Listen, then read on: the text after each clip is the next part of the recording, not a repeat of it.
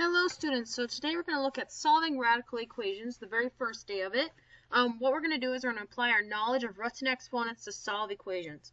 Some needs you're going to need, notes, pen or a pencil, and then some kind of calculator that you can use. Solving equations, it involves getting the variable alone. Usually it's going to be an x. Using inverse operations, we've used adding and subtracting, multiplying and dividing. We've done square roots and squareds. We're also going to do cubes and cube roots today, and using reciprocal fractions. Then checking your work and your solutions, making sure they both work in there. Very first one, let's jump into the gate. Cube root of x minus 9 equals -1. So before you start messing with this and doing cube roots, get that alone. So either add or subtract or multiply and divide first. So let's add 9. Let's get rid of that 9 first. We're going to be left with the cube root of x, -1 plus 9, 8. Now, opposite of a cube root. Right, cubing. So let's cube this side, but remember, if you do it to that side, just like a balance beam, you got a cube on the other side. So that's going to cancel that out, and we're going to be left with an x. 8 cubed. 8 cubed, well, that is simple. That is 512. Now, what you're going to want to do in your little calculator, you're going to want to do the cube root of 512 minus 9. Cube root of 512, well, that's just 8. -1, and that does equal -1. That is good. This can happen. You can get extraneous solutions, extra solutions that don't work. That's why we're going to check every single one on these problems. Let's try this one. Let's solve this. So, first things first, don't touch this. This needs to stay here for a little while. Let's get rid of all the other stuff around. So, let's add or subtract first. So, let's subtract first. 11 minus 7, that's 4. Now, get rid of that 2 first. Don't touch this. Let's divide by 2.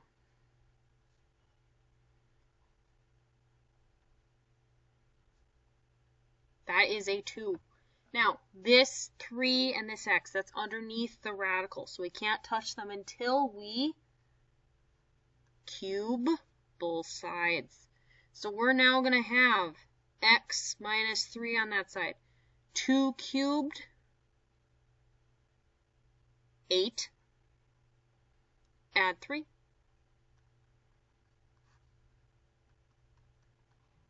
X equals 11. Now off to the side here. Let's check it. So 2 cube root of 11 minus 3 plus 7 equals 11.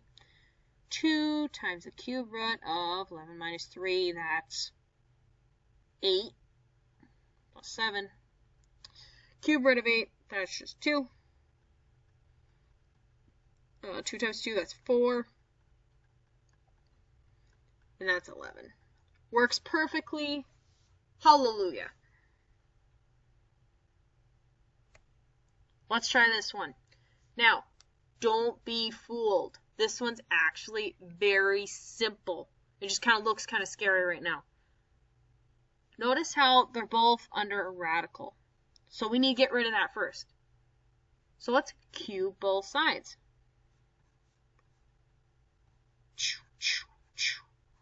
Gets rid of the radicals. So we're left with 2x plus 3 equals x minus 1. The radicands can be set equal to one another. Perfect. So now we can solve. So let's subtract x. It cancels over there. I get an x over there. Subtract 3. X equals -4. Now let's make sure it works on both sides here. So cube root of 2 times -4 plus 3. All that is the cube root of -8 plus 3, which is the cube root of -5. Let's see what the other side gives me. Cube root of -4 minus 1, which is the cube root of negative 5. They match. Wonderful. I have checked it out. It has worked. Caution. Look, there's a big caution symbol. I bet something's going to happen in this one. Let's be careful.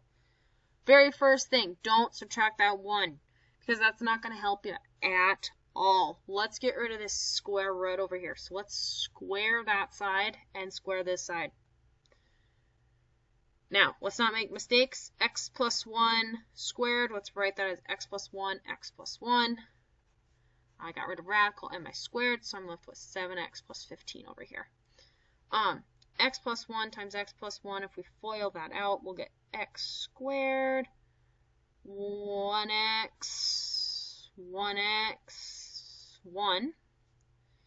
7x plus 15 over there. We got x squared plus 2x plus 1 equals 7x plus 15. Doesn't look like we're getting very far, does it? Let's get that equal to 0. So let's subtract 7x. And let's subtract 15 too. We're going to get x squared minus 5x minus 14 equals 0. Now you're saying, Miss Marsh, this problem, it doesn't seem to finish. What can we do? Well, I have a square root. Or I have a squared. 3 terms.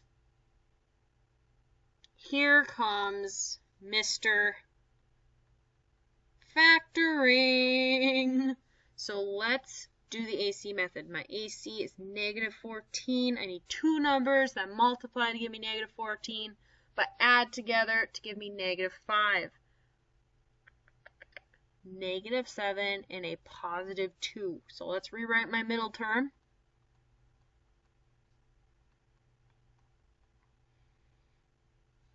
Let's box this baby.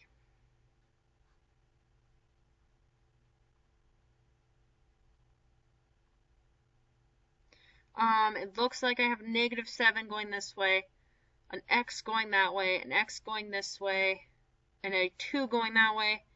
So x minus 7, x plus 2 equals 0. So if I set these both equal to 0, x needs to be 7, and x needs to be negative 2. Wonderful. Now, we're not done. And you're saying, what? We still need to check.